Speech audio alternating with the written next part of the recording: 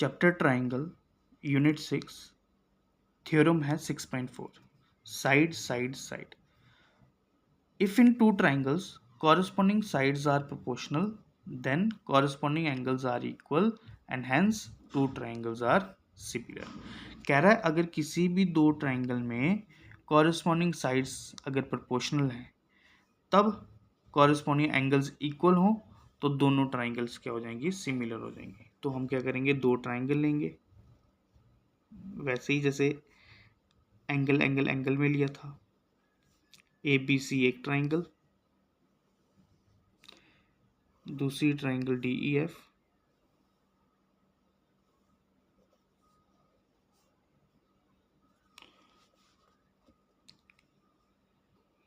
Late कर लिया A B C and D E F are two triangles in which sides proportional. तो A B D ई का B C के साथ ई F और ए सी डी एफ, ये तीनों साइड्स आपस में प्रोपोर्शनल है. तो प्रूफ क्या करना है, हमने दो चीज़ें प्रूफ करनी है. एक, कॉरस्पॉन्डिंग एंगल आपस में इक्वल होने चाहिए,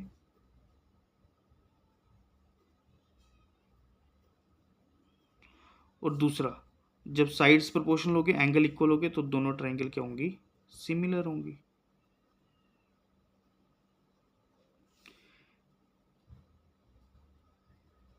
कंस्ट्रक्शन, इसमें भी क्या करेंगे, वैसे ही दो पॉइंट मार्क करेंगे, एक पॉइंट पी और एक पॉइंट क्यू. पी लेंगे डी ई पे, क्यू लेंगे डी एफ पे.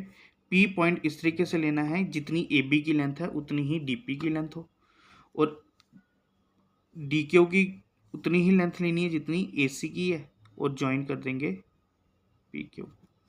तो किया mark two points P and Q on DE and DF such that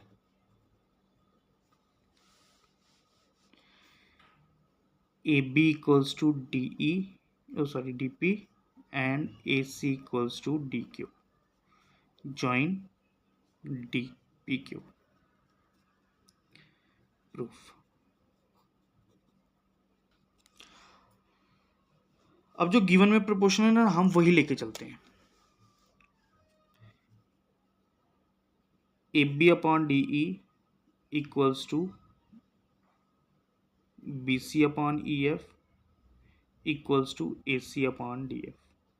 ये गिवन से ले लिया. अब ए बी किसके इक्वल है, डी पी के. ये ऐसे एज इट इज रहेगा. और ए सी किसके इक्वल है, डी क्यू के. ये बाय कंस्ट्रक्शन, ठीक है. अब ले लेंगे triangle D P Q, triangle D E F. अब इस ट्राइंगल में लेंगे डीपी अपॉन डीई और D Q upon D F, ये दोनों प्रोपोर्शनल आपस में इक्वल है. तो जब दो साइड्स ट्राइंगल की दो साइड्स प्रोपोर्शनल हो तो वो दोनों, जब ट्राइंगल की दो साइड्स आपस में प्रोपोर्शनल हो तो जो साइड लाइन डिवाइड कर रही होती है अदर दो साइड को, वो तीसरे साइड के क्या बन जाती है, पैरेलल बन जाती है. तो अगर A B D E F triangle में D P upon D E equal है D Q upon D F के, तो बाय कन्वर्स बीपी थ्योरम से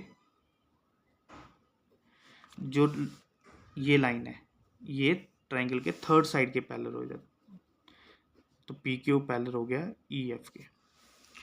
अब ये लाइन आपस में पैरेलल है, ये और ये लाइन आपस में पैरेलल है, तो ये कौन से एंगल बनेंगे, जल्दी से बताओ कौन से एंगल बनेंगे, ये कौन से एंगल बनेंगे, कॉरेस्पॉन्डिंग एंगल. कौन से एंगल, कॉरेस्पॉन्डिंग एंगल. तो एंगल 1 एंगल ई के, एंगल 2 एंगल एफ के. तो एंगल 1 एंगल ई के और एंगल 2 एंगल एफ के इक्वल होगा, कॉरेस्पॉन्डिंग एंगल.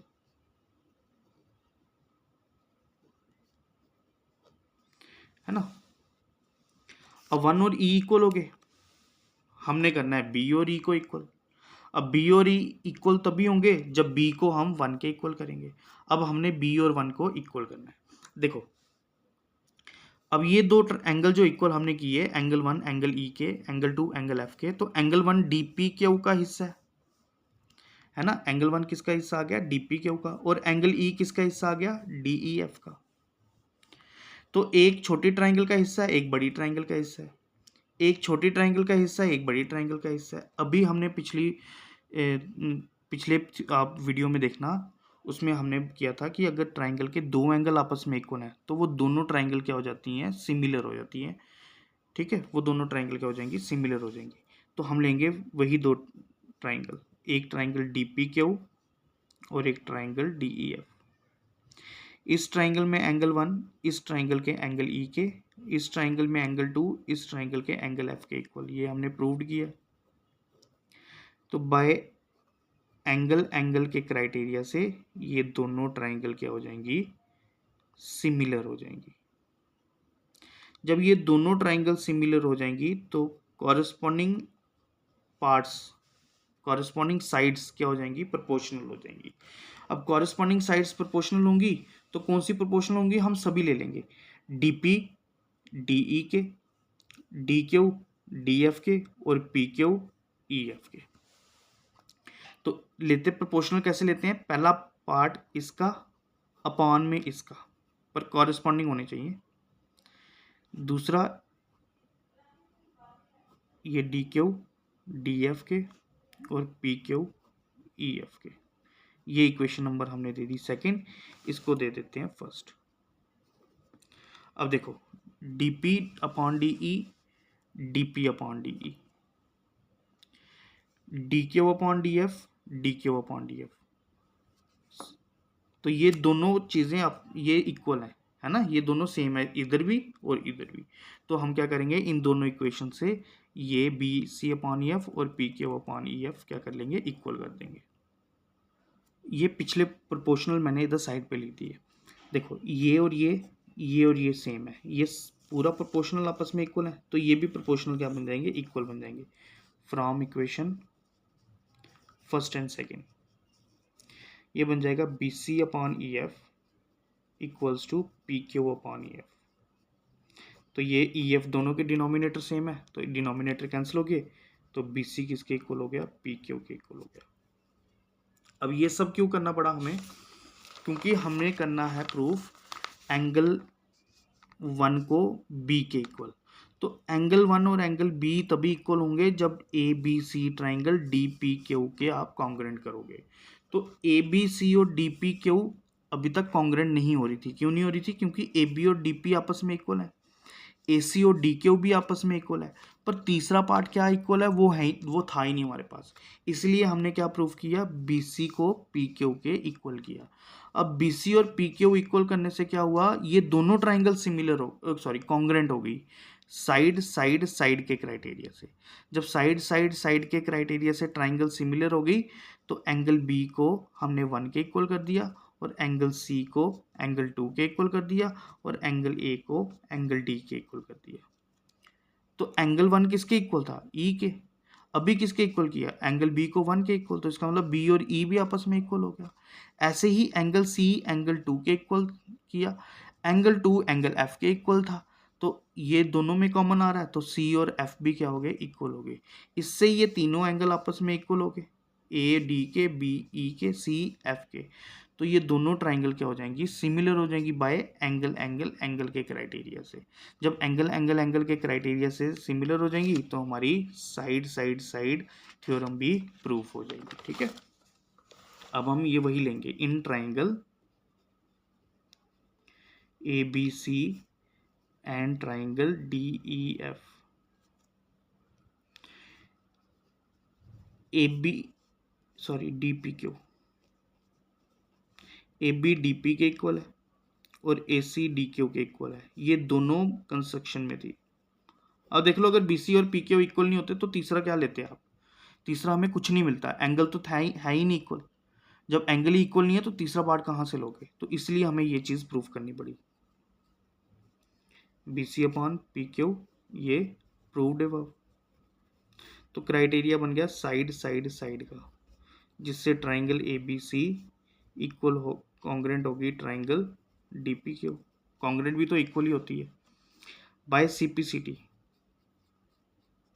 इधर इस ट्राइंगल का एंगल B इस ट्राइंगल के एंगल 1 के, इस ट्राइंगल का एंगल C इस ट्राइंगल के एंगल 2 के, और एंगल A एंगल D के इक्वल कर दिया CPCT। But angle B, angle 1 E के इक्वल है एंड एंगल 2 एंगल E के इक्वल है, ये हमने प्रूव्ड किया। अब ये वैल्यू इधर पुट करेंगे तो एंगल 1 की जगह कौन आ गया E, एंगल 2 की जगह आ गया एंगल E, और एंगल A और एंगल D इक्वल है। तो बाय एंगल एंगल एंगल का क्राइटेरिया बना ट्राइंगल, ट्राइंगल ABC सिमिलर होगी ट्राइंगल DEF से। ठीक है।